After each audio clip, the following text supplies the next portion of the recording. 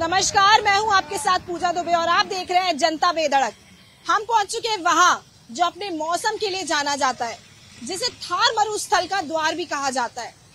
ये वो शहर है जो गर्मियों में गर्म और सर्दियों में ठंडा रहता है। जी हाँ, ये है चूरू शहर।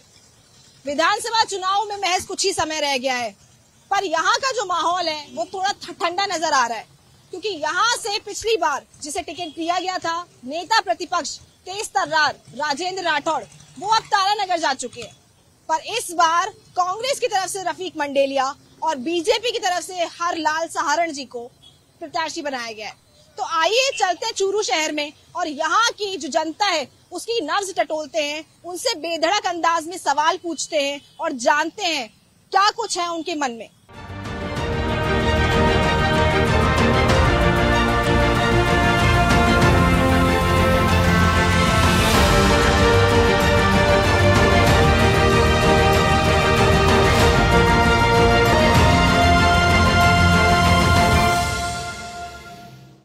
हमेशा अपनी मौसम के लिए जाना जाता है, उसकी गर्मी हो चाहे सर्दी हो। अब चुनाव में महज कुछ ही समय रह गया है। 25 नवंबर को देखिए मतदान होना है, 3 दिसंबर को ये तय हो जाएगा कि कौन बैठेगा चुनाव जो चूरू की सीट है उसके सिंहासन पर। यहाँ जो लोग हैं इनसे बात करेंगे, क्योंकि चूरू के बीचों बीच बसा हुआ एक पार्क है। सुबह शाम यहाँ लोग उठते बैठते हैं, चुनावी जो गलियारे उन पर चर्चा की जाती है। सीनियर्स हैं, काफी इन्होंने चुनाव देखे होंगे और अब महज कुछ ही समय रह गया है। चुनावी माहौल है सर, बहुत चूरू में हमेशा से भाजपा का गढ़ माना जाता है। हमेशा भाजपा, जैसे नेता प्रतिपक्ष राजेंद्र राठौड़ थे पहले, इस बार जो है रफीक मंडेलिया जी है, उनको इतने मौके कांग्रेस ने दिए हैं। इस बार आपको क्या लग रहा है, कैसा माहौल है? ऐसा है, मेरा नाम सत्यनारायण मील है और चुनाव है न कांटे का। यहाँ पे कुछ भी करवट है न कुछ भी करवट बदल सकता है। दोनों में से चाहे रफीक मंडेलिया लिख लो, चाहे लाल सहारण लिख लो। 1200 वोटों के या 2000 के बीच में, उसी से ज्यादा नहीं है कोई से जीत। ये बिल्कुल चूरू से मंडेलिया 20,000 की लीड ले गया ना, तो 5,000 वोट से मंडेलिया जीत रहा है और 15,000 की लीड होगी तो अगर इतिहास देखें तो रफीक मंडेलिया जी अगर हारे भी हैं तो बहुत कम वोटों से हारे, बहुत कम। पिछला चुनाव लड़ा था एमएलए का, विधायक का, वो 1800 वोटों से हारा था वो। इस बार आपको क्या लग रहा है, जो हरलाल सहारण जी हैं उनका? यहाँ पे क्या है कि जाति फैक्टर भी आ गए ना। ये जाट बहुल्य क्षेत्र है, जब पराय सब लोग है, जैसे प्रजापत है, माली है, ये भी बीजेपी को दे रहे हैं वोट और कांग्रेस को कम दे रहे हैं लोग। ये फर्क रह गया ना सर, फर्क रह गया। चलिए, आपने बोला कि आप चुनावी जो राजनीति उसमें ज्यादा इतना इंटरफेयर नहीं करते हैं। मैं आपसे बस एक सीधा सवाल ये करना चाहूंगी, कांग्रेस की जो योजनाएं हैं क्या वो आम जन तक पहुंच रही हैं? ये तो नहीं सही है, आम जन तक नहीं पहुंच रही है। नहीं पहुंच रही है। आपका क्या? पहुंच रही है। कौन सी योजना है सर जिसका आप लाभ ले रहे हैं? मतलब वो स्वास्थ्य बीमा, चिरंजीवी स्वास्थ्य बीमा योजना, बीमा दुर्घटना योजना, फ्रूट पैकिंग और वृद्ध पेंशन और गैस सिलेंडर, ये मिल रहा है। जो उसका हकदार है उसको मिल रहा है, सबको नहीं। जैसे ये हकदार नहीं है तो उनको कैसे मिलेगा? हकदार का सर क्या क्राइटेरिया रखा है? ऐसा है जो वो बुजुर्ग को तो 60 के बाद में, लेडीज को तो 55 के बाद में पेंशन दे रही है गेलोत, और जेंट्स मर्द को दे रही है, आदमी को दे रही है 58 पे। सर, आपने कहा कि कांग्रेस सरकार की जो योजनाएं हैं वो आम जन तक नहीं पहुंच रही है। मैं इस पे थोड़ा सा जानकारी लेना चाहूंगी, कैसे नहीं पहुंच रही? क्या कुछ आपको कोई योजना समझ? हमारे को तो कुछ मिलता ही नहीं है, हम तो उस योजना में हैं भी नहीं, तो हम तो यही बताएंगे कि हमको पता नहीं है। हमारे हिसाब से तो यही है कि वो नहीं मिल रही है। जो टैक्स पेड में आता है ना, उसको नहीं मिल रही है। अब की बार चूरू में जो सरगर्मियां हैं वो काफी तेज होती नजर आ रही हैं। काफी सारे लोग हैं, उनसे बात करेंगे। पर सबसे पहले सर मैं आपसे जानना चाहूंगी, अब की बार चूरू में माहौल कैसा नजर आ रहा है आपको? चूरू में देखो टक्कर है कांटे की, शानदार है। लोग बोल नहीं रहे हैं, बिल्कुल बोलते साइलेंट है। हमारा मानना है कि यहाँ बीजेपी नहीं आएगी। हमारा आकलन है, मैं सीनियर सिटीजनों में बैठता हूँ, यहाँ बागमई में आता हूँ। हमारा मतलब है कि यहाँ मेरा निजी है, देखो चूरू से भाजपा नहीं आएगी। भाजपा नहीं आएगी? नहीं आएगी, चूरू से नहीं, राजस्थान से नहीं आएगी। राजस्थान से ही नहीं आएगी, ये आपने बड़ी बात कही है। सर, आपसे जानना चाहूंगी कैसा माहौल लग रहा है आपको? भाजपा नहीं है। भाजपा नहीं आएगी, राजस्थान से नहीं आएगी। भाजपा नहीं आएगी? नहीं, ऐसा तो नहीं हो सकता। क्या राय है आपकी? हमारी राय तो यही है कि बीजेपी जीतेगी यहाँ। बीजेपी जीतेगी। तो हरलाल सहारण जी यहाँ से जीतने के, आपको क्या लग रहा है अब की बार कि यहाँ से मतलब चूरू में हर बार जैसे राजेंद्र राठौड़ थे, अब उनको तारानगर से टिकट दे दिया, अब यहाँ पे वो क्या है कि पीछे का इतिहास देखते हुए एक बार यहाँ से राजेंद्र राठौड़ पहले भी तारानगर गया था छोड़ के, तो यहाँ से हरलाल को हारना पड़ा था। रफीक मंडेलिया के पिता जीते थे। तो अगर वो बात हो जाए, वो इतिहास दोहराया जाए, तो फिर वो रफीक मंडेलिया जीतेगा। ये बताइए सर, अब की बार आप कौन से मुद्दे जो हैं वो लेकर वोटिंग करने जाएंगे? देखो जी, बीजेपी है जो को पहले बड़े वादे करती है, फिर नए वादे कर लेती है, झूठ बोलने वाली पार्टी है। इसलिए बीजेपी का व्यक्ति से हमारे कोई मतलब नहीं, ये पार्टी झूठी मानता हूँ मैं इसको। बीजेपी पार्टी आप झूठी मानते हैं? मतलब नए वादे करती है, पुराने भूल जाते हैं। जैसे पानी का मुद्दा है राजस्थान के लिए, वाजपेयी ने कह दिया कि सबको पानी देंगे, नदियां जोड़ देंगे, एकदम बोगस था वो नारा। आज तक कुछ नहीं हुआ, 10 साल मोदी जी को हो गए, राजस्थान प्यासा है। तो इस प्रकार की झूठ बोलने वाली पार्टी का विश्वास ही नहीं है हमें। ये विकास की बात कर लेते हैं, क्योंकि विकास भी कहीं ना कहीं राजनीति में अहमियत रखता है। पानी तो है ही सर, इसके अलावा रोड, सड़कें, गंदगी ये भी कहीं ना कहीं अहमियत रखता है, क्योंकि जहां हम रह रहे हैं वो शहर, वो जिला भी बहुत साफ सुथरा होना चाहिए। आपकी क्या राय है सर? होना चाहिए, बाकी है नहीं, है नहीं, क्योंकि यहाँ बोर्ड जो है वो कांग्रेस का है और उसमें बहुत ज्यादा भ्रष्टाचार है।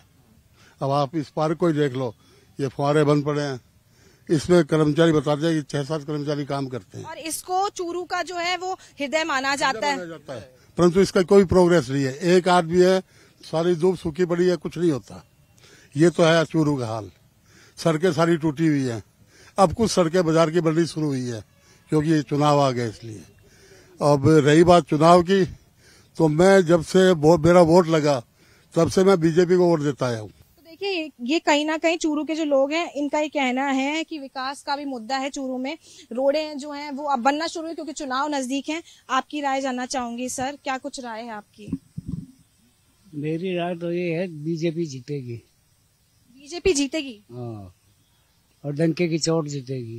पर सर मैं एक सवाल करना चाहूंगी कि अभी जो माहौल मैं देख रही हूँ, मैं जगह जगह जा रही हूँ, वहां मैं जो देख रही हूँ वो ये है कि लोग विकास को ना देख के पार्टी को देख रहे हैं, यहाँ चेहरे देख रहे हैं। विकास के मुद्दों पे कोई वोटिंग नहीं देना चाह रहा है।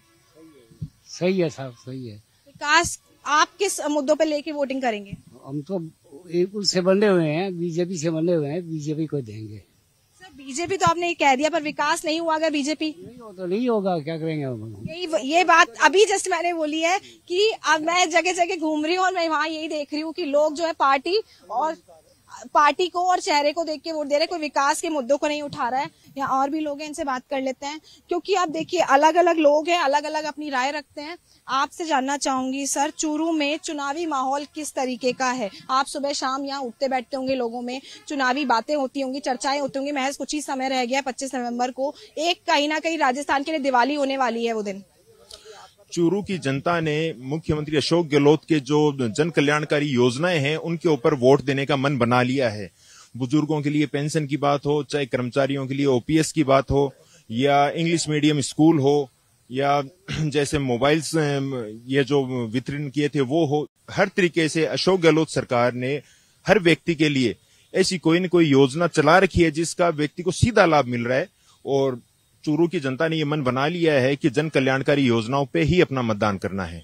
अशोक जी गहलोत ने जीरो टॉलरेंस की नीति को अपनाते हुए यहाँ पे जैसे ही वो मुख्यमंत्री बने तो उन्होंने कहा था हर एक एफआईआर लॉज होनी चाहिए, जिस वजह से यहाँ पे जो केस की मुकदमों की जो संख्या है वो एक तरीके से ये लगता है कि ये अपराध में बहुत ज्यादा आगे है। लेकिन हर व्यक्ति जो थाने में गया, उसकी रिपोर्ट दर्ज की गई, एफआईआर लगी, उसके ऊपर जांच हुई तो पता चला कहाँ पे अपराध हुआ नहीं हुआ। जहां भी अपराध हुआ वहां पे गहलोत साहब ने त्वरित कार्रवाई करते हुए अपराधियों को पकड़ा और उनको सख्त से सख्त सजा दिलवाई गई। चलिए आप ये बता दीजिए, 5 साल में कौन से वो मुद्दे थे जिनको अब की बार आप उठाना चाहेंगे और वोटिंग देना चाहेंगे? युवाओं का जो ये कॉलेजेस खोली है इनकी संख्या और बढ़ाई जाए, जिससे युवाओं को जो महंगी शिक्षा है उससे निजात मिले, गवर्नमेंट कॉलेज में पढ़े। और जो चिकित्सा के क्षेत्र में अभूतपूर्व प्रगति हुई है, एक गरीब कमजोर किसान का जो परिवार है वो 25 लाख तक का इलाज किसी भी प्राइवेट या गवर्नमेंट हॉस्पिटल में अपना इलाज प्राप्त कर सकता है। पहले उस इलाज को प्राप्त करने के लिए उनको अपना घर गिरवी रखना पड़ता था, कर्जा लेना पड़ता था।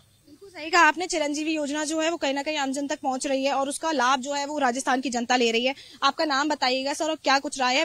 यहाँ चूरू का माहौल जो है काफी गर्म नजर आ रहा है सर्दियों में भी। मेरा नाम हेमंत सियाग है। चूरू में और पूरे राजस्थान में विकास के नाम पर इस बार वोट पड़ेंगे। अशोक गहलोत की सरकार ने जिस प्रकार से विकास के कार्य किए हैं, 2000 यूनिट किसानों के लिए बिजली फ्री, 200 यूनिट आम जनता के लिए बिजली फ्री और 500 रुपए में सिलेंडर, चिरंजीवी योजना, इस तरीके से जो मतलब आम गरीब किसान के लिए जो इन्होंने जो राहत प्रदान की है, उस पे वोट पड़ेंगे। इस बार विकास पे वोट पड़ रहे हैं और राजस्थान का ये मिथक भी टूटने जा रहा है कि सरकार एक बार बीजेपी एक बार कांग्रेस। इस बार ऐसा बिल्कुल नहीं हो रहा और माहौल है वो कांग्रेस के पक्ष में है और सरकार रिपीट होने जा रही है। रफीक मंडेलिया जी यहाँ से निकलकर सामने आने वाले, ऐसा आपका कहना है? जी, कांग्रेस निश्चित तौर से चूरू जिले में, चूरू तहसील में जीत रही है और जिले में भी 6 की 6 सीटें जीतने की स्थिति। सर बीजेपी भी तो कहीं ना कहीं काम कर रही, लगातार जो दौरे हो रहे हैं, अगर हम राष्ट्रीय नेताओं की बात कर ले, जेपी नड्डा जी हों, चाहे अमित शाह हो, चाहे प्रधानमंत्री मोदी हो, उनके जो दौरे हैं उनमें वो जो है गारंटी वो बता रहे हैं कि हमने भी काम किया है यहाँ पर। और वसुंधरा राजे थी, उनका भी यही कहना है कि हमने जब हमारे समय में रोडें बनवाई हैं। क्या कुछ कहेंगे उस? बीजेपी ने झूठ बोलने के अलावा आज तक कोई काम नहीं किया। अशोक गहलोत ने काम करके दिखाया है और कांग्रेस ने इस बार जो अपने मैनिफेस्टो है उसमें जो 7 गारंटी दी है, ये गारंटी उससे पहले उन्होंने 10 गारंटी पूरी करके बताई है और अब 7 गारंटी और दे रहे हैं। टोटल 17 गारंटी जो कांग्रेस ने करी है वो काम करके उन्होंने धरातल पे दिखाया, इसलिए लोग कांग्रेस को पसंद कर रहे हैं इस बार। और बीजेपी के झूठ को लोग समझ चुके हैं, उन्होंने राजस्थान में कभी काम किया ही नहीं, इसलिए वो हारे थे ना पिछली बार। महिलाएं भी हैं यहाँ पे, इनसे भी बात कर लेते हैं। मैं आपसे ये जानना चाहूंगी कि ऐसा बोलते हैं कि महिलाएं सुरक्षित नहीं है राजस्थान में, आप कैसे देख रही हैं इसको? चूरू में क्या हाल है? नहीं, ऐसा तो कुछ नहीं है। जो कांग्रेस सरकार ने जो अभी रूल जारी किया है कि महिलाओं के साथ जो भी अत्याचार हो रहे हैं, उनको देखते हुए सरकार ने ये रूल जारी किया है कि जो भी अपराधी होगा उसको सख्त सजा दी जाएगी। और उसके बाद में जो खौफ जनता में है उसको देखते हुए यहाँ पर कुछ नहीं है। कहीं ना कहीं महिलाओं को अब जो 7 गारंटियां उसमें जो 10,000 रुपए सालाना देने की बात कही गई है, मोबाइल फोन ले ले अगर हम, तो आप ये लाभ ले रही हैं योजनाओं का? आम जन तक पहुंच रहा है? जी, मेरी बहुत सारे साथ में पढ़ने वाली लड़कियां हैं, उनको सबको लाभ मिला है। मेरे मोहल्ले में, वार्ड में, मेरे गांव में, और जो कॉलेज की लड़कियां उनको विशेष तौर पर आना ये लाभ मिला है। उससे लड़कियों को बहुत फायदा होगा पढ़ाई में, हर चीज में, एजुकेशन में। जो अपने डिजिटल जो चीजें हैं, आधार कार्ड उनको लिंक करवाने में, सब चीजों में फायदा मिलेगा इससे। मैम मैं आपसे जानना चाहूंगी, अब की बार चूरू में किसकी हवा लग रही है आपको? रफीक मंडेलिया जी की। रफीक मंडेलिया जी के। अगर हम इतिहास देखें तो उनको जो कांग्रेस ने इतनी बार भरोसा करके टिकट दिया, कहीं ना कहीं वो उसमें हारे, कम मतों से हारे, कम वोटों से हारे, पर हारे हैं। तो इस बार क्या लग रहा है आप? जी, अब कल तो रफीक मंडेलिया जी निकलेंगे, उनकी पूरी कड़ी मेहनत है। आप वोट करेंगी? हाँ जी, मैं वोट करेंगे। कौन से मुद्दों को लेकर इस बार वोट करने वाली हैं? सड़क है, और भी हम अगर हम महंगाई देख ले, कहीं ना कहीं महंगाई भी एक बहुत अहम होता है महिलाओं के लिए, क्योंकि उन्हें घर संभालना होता है, जिम्मेदारियां देखनी होती हैं। आप किस तरह से देख रही है आपकी बार 5 साल में? क्या जो महंगाई थी उससे राहत मिली है आपको? बहुत सारी राहत मिली है, जैसे सिलेंडर है और बीमा योजना है और जो स्वास्थ्य योजना है, उसके लिए हमें जो चूरू में हमें 35 सालों में जो राजू राठौर जी ने कुछ नहीं किया, जो हमारे कांग्रेस पार्टी ने अब करके दिखाया है। टूटी फूटी सड़कें सारी थी जो अब पूरी हमें कांग्रेस पार्टी ने ही की है। बीजेपी कहती है कि हमने काम किया है, कांग्रेस सरकार भ्रष्टाचारी है, पेपर लीक हुए हैं और महिलाएं भी यहाँ पे सुरक्षित नहीं हैं। आप किस तरह से देख रहे हैं, और क्या अब जो मुद्दे हैं वो निकलकर सामने आएंगे? नहीं, कानून व्यवस्था अशोक गहलोत की सरकार में बिल्कुल ठीक रही, ऐसा कुछ नहीं हुआ। जो बीजेपी गवर्नमेंट में जितने FIR दर्ज हुई उससे कमी हुई और इतने अपराध नहीं हुआ अशोक गहलोत की सरकार में जितना बीजेपी गवर्नमेंट में हुआ था। चलिए ठीक है, यहाँ के जो लोग हैं अपना अपना पक्ष रख रहे हैं। बेखौफ अंदाज में उन्होंने बताया कि अब की बार दोनों का मुकाबला जो है वो टक्कर का होने वाला है। आपको चूरू जिले में और भी जगह लेकर जाते हैं और शाम का समय है, अभी चुनावी जो बातें हो रही होंगी, लोग बैठ रहे होंगे थड़ियों पर, आपको लेकर चलते हैं और दिखाते हैं क्या कुछ यहाँ पे गर्मा गर्मी बनी हुई है। चूरू शहर की जो जनता है वो बेखौफ अंदाज में ये बताती हुई नजर आ रही है कि वो विकास के मुद्दों को उठाकर अब की बार वोटिंग करने वाली है। मेरी मौजूदगी है चूरू शहर के बीचों बीच, यहाँ की जो जनता है इनसे बात कर लेते हैं, जान लेते हैं कि क्या कुछ इनकी राय है इस बार विधानसभा चुनाव को लेकर। सबसे पहले सर मैं आपसे जानना चाहूंगी, आपका बताइए अब की बार चुनावी माहौल कैसा नजर आ रहा है आपको? अब की बार चुनावी माहौल बहुत ही शानदार है, कांग्रेस सरकार रिपीट होने जा रही है। कांग्रेस सरकार रिपीट होने जा रही है। आप कांग्रेस की जो योजना है उसका लाभ ले रहे हैं आप, आम जनता तक पहुंच रही है, ऐसा लग रहा है? हाँ, मैं कांग्रेस की जो योजना है उनका लाभ ले भी रहा हूँ और जनता तक पहुंचा भी रहा हूँ। 3 बार रफीक जी मंडेलिया जी चूरू से हार चुके हैं। एक बार वो सांसद का चुनाव लड़े थे, उसमें भी वो हार चुके हैं। फिर उसके बाद उन्होंने राजेंद्र जी राठौड़ के सामने चुनाव लड़ा था, वो भी वो हार चुके हैं और दोबारा वही रिपीट होने वाला है, तीसरी बार भी। आपने अभी कहा, इधर आ जाइए, पास आ जाइए प्लीज। अभी आपने कहा कि रफीक मंडेलिया जी जीतने वाले हैं और सर का कहना है, सर दावा कर रहे हैं बिल्कुल 100% ये बोलना चाह रहे हैं कि इस बार जो है बीजेपी जीतने वाली है। आपका क्या कहना? मैम, राजेंद्र राठौड़ 35 साल से यहाँ चूरू में राज करते आ रहे हैं। आज चूरू को ये हालात है कि चूरू है तहसील स्तर पे भी नहीं रहा है। चूरू में किसी प्रकार का विकास नहीं हुआ है। चूरू की सड़कें, चूरू के लोकल स्तर पे जाके देख लो, 1% भी विकास नहीं है। आज 35 सालों में चूरू की ये हालात है कि चूरू तहसील स्तर पे आने को हो गया है। तो बहुत अच्छी बात। विकास की बात कर रहे हैं। राजस्थान में सरकार जहां तक मुझे पता है कांग्रेस की, अगर 5 साल में राजस्थान में कांग्रेस की सरकार होकर यहाँ पर विकास नहीं करवा पा रही है, जिसके लिए राजेंद्र सिंह राठौड़ को यहाँ पर नगर पालिका भी 5 साल तो सर राजेंद्र राठौड़ थे यहाँ पर। नगर पालिका भी किसकी है? कांग्रेस की। ये सड़कों की बात कर रहे हैं, सड़कों का काम किसका होता है? नगर पालिका का। अगर सड़कों का विकास नहीं हुआ है तो कांग्रेस पूरी तरह से फेल है। मेडिकल कॉलेज है, पूरे आसपास के क्षेत्र में कहीं भी नहीं है इस तरह की सुविधा जो चूरू में अवेलेबल। मैं आपको ये बताना चाहता हूँ, ये जो मेडिकल कॉलेज है, हॉस्पिटल की जो सुविधा, ये कांग्रेस राज में ही आई हुई है। यहाँ पर बाकी जो लोग थे उन्होंने क्या काम करवाया? सरकार यहाँ पर थी कांग्रेस की, उन्होंने क्या काम करवाया? अगर पूछे तो उनके पास तो पूरा पावर था, मंत्री उनके थे, काम उनका था, क्या विकास करवाया? यहाँ पर नगर पालिका भी कांग्रेस की थी, उन्होंने भी क्या काम करवाया? आप कहीं भी चले जाइए, पूरी सड़कों पर खड्डे ही खड्डे मौजूद है। अगर ये बात कर रहे हैं रिपीट करेंगे तो क्या इन खड्डों को रिपीट करना है? तो अलग अलग, चलिए आपकी बताइए, आपकी क्या राय है सर? इनका कहना है कि यहाँ से हरलाल सहारण जी जीत रहे हैं और सर का कहना है कि रफीक मंडेलिया जी। तो आमने सामने जो मुकाबला होने वाला है वो टक्कर का होने वाला है। आप किन मुद्दों को लेकर आपकी और वोटिंग करने वाले हैं? देखिए, हरलाल जी सहारण एक किसान पुत्र है, धरती से जुड़े हुए आदमी है। और सबसे बड़ी बात है कि हरलाल जी का जुड़ाव इतना है कि पहले वो प्रधान भी रहे हुए हैं, उसके बाद में जिला प्रमुख भी रहे हुए हैं। तो उनका जो जुड़ाव है एक आम इंसान से है और आम इंसान के साथ जुड़ के रहे, आम इंसान के साथ जुड़ के चले हैं। तो जैसे 2008 में भी वो खड़े हुए थे, लेकिन किन्हीं कारणों से वो नहीं जीत पाए। लेकिन वही उनकी आज उनकी जो जुड़ाव है, उसी की वजह से उनको आज दोबारा टिकट मिला। राठौड़ साहब, क्या वजह थी जो राजेंद्र राठौड़ जी नेता प्रतिपक्ष हैं, उनको इस बार तारानगर से टिकट दिया गया और उन्हें चूरू से इस बार प्रत्याशी नहीं बनाया गया? देखिए, वो क्या है कि पार्टी का मामला है और जो इतिहास देखिए, 2008 में उन्हें टिकट दिया गया था यहाँ तारानगर से। उसके बाद यहाँ से हमेशा लड़ते आए हैं, वो यहाँ से जीते भी हैं भारी मतों से। उन्हें इस बार क्यों नहीं टिकट दिया गया, इसके बारे में मैं जानना। उसमें सबसे बड़ी बात यह है कि आज और राजेंद्र राठौड़ जो जिस पद पे वो प्रतिपक्ष के नेता है, तो उनका दायित्व बनता है कि जैसे चूरू में जो लगभग सीटें हैं वो बीजेपी विजय करे और बीजेपी चारों तरफ आए। तो जैसे तारानगर के अंदर है तो वहाँ पे कैंडिडेट थोड़ा सा कहीं ना कहीं एक बहुत बड़ा मुद्दा होता है, उसके बारे में बात करना चाहूंगी सर मैं आपसे कि महंगाई को किस तरह से देखते हैं? 5 साल में महंगाई से कितनी राहत मिली है आपको? कोई राहत नहीं है मैडम, महंगाई से हर चीज बढ़ गई है, पेट्रोल बढ़ गया, सब चीज बढ़ी हुई है। महंगाई तो गिनती में ही नहीं आती मुद्दों में। अगर आप विधायक के चुनावों की बात करें तो महंगाई तो लोग गिनते भी नहीं है, जबकि महंगाई भयंकर बढ़ी हुई है, हर चीज के पैसे बढ़ गए। आप किसी भी चीज को ले लो, पर आप विधायक के चुनावों की बात करते हो तो पर्सनल सिटी के मुद्दे उठते हैं और सिटी के मुद्दों में हालत खराब है मैडम। चूरू की हालत बहुत भयंकर खराब है। यहाँ पे जो भी बसें हैं और आउट से जाने लगी हैं, जितना देहात और शॉपिंग करने के लिए आता था वो अब तहसीलों में जाने लगा है। सबसे बड़ी प्रॉब्लम तो यहाँ के रस्तों की है। बाजार में शॉप आगे आते आते इतनी आगे आ गई है कि पार्किंग के लिए सुविधा नहीं बची है। जरा सा कुछ अड़ जाए तो लोग इतने गुस्सेल हो गए कि उतर पे मारा पीटी पे उतर आते हैं। शॉपकीपर 8 बजे के बाद, दुकानदार मैं आपको बताता हूँ बहुत से एरिया की खुले ही नहीं मिलते, जल्दी से जल्दी निकलना चाहते हैं कि पता नहीं कहाँ से 8-10 लड़के आ जाएंगे, कोई बात हो जाएगी, हाथ उठ जाएगा, फिर या तो सल्टावा करो, पुलिस से कुछ होता नहीं है यहाँ पे। अगर चूरू की आप बात करें ना तो चूरू गर्त में है मैडम। 35 साल में सड़कें वड़के ये बोल रहे हैं ना बनी है, ऐसी कुछ बात नहीं है। चेयरमैन ने भी काम किया है, इस साल काफी सड़कें बनी है, लेकिन जो चूरू का लेवल होना चाहिए था, आज आप देखो जो भी बड़ा कॉलेज है लोहिया, वो बनिए बना के चले गए, रेलवे स्टेशन बनिए बना के चले गए, जितनी भी आधे से ज्यादा गवर्नमेंट स्कूलें बनिए बना के चले गए। सरकार ने किया क्या है?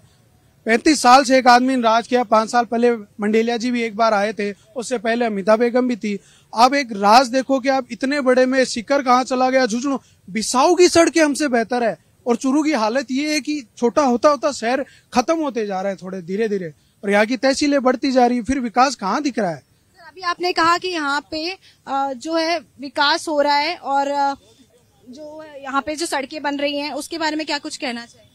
मैडम ऐसी बात नहीं है, सड़कें तो अभी बाजार की मुख्य बाजार की सड़क बनी है और भी काम हुए हैं, काम तो होते ही हैं, वरना जनता इतनी मूर्ख थोड़ी ना है जो पिछले 30 साल से मतलब एक ही बंदे को अपन ऐसा तो आदमी गलती कर दे, 2 बार कर दे, 3 बार कर दे, हर बार गलती थोड़ी कर देता है। जनता मतलब ऐसे है कि मतलब जब जनता चुन के एक बंदे को भेज रही है, एक दो बंदा तो भेज नहीं रहा, पूरी चूरू की जनता भेज रही है, तो कुछ ना कुछ ऐसा पूरी जनता को नकार नहीं सकते, बिल्कुल नहीं नकार सकते कि एक बार बंदा गलती हो जाए, 2 बार हो जाए, कोई 6-6 बार कभी गलती करके एक ही विधायक को कभी कुछ चुन सकता है, ऐसी तो बात नहीं है। उनमें है अब काबिलियत है, उनमें काबिलियत ये भी है कि विपक्ष में होते हुए भी अपने काम करवाने की काबिलियत रखते हैं। राजेंद्र सिंह जी राठौड़ एक बहुत बड़ा नाम है और बहुत बड़ी, इस बार तो हरलाल सहारण जी को टिकट दिया गया, प्रत्याशी वो हैं। हरलाल सहारण जी भी उनके छोटे भाई हैं, वो भी उन कर्मठ कार्यकर्ता हैं बीजेपी के। अब देखो क्या होता है, बाकी चुनाव बहुत रोचक है और बाकी वोट मन का होता है, जिसके मन में जो होगा ना वो उसी को वोट देगा, अपने कहने से काम से कुछ नहीं होगा, जिसको जो शूट करता है। ऐसा नहीं है कि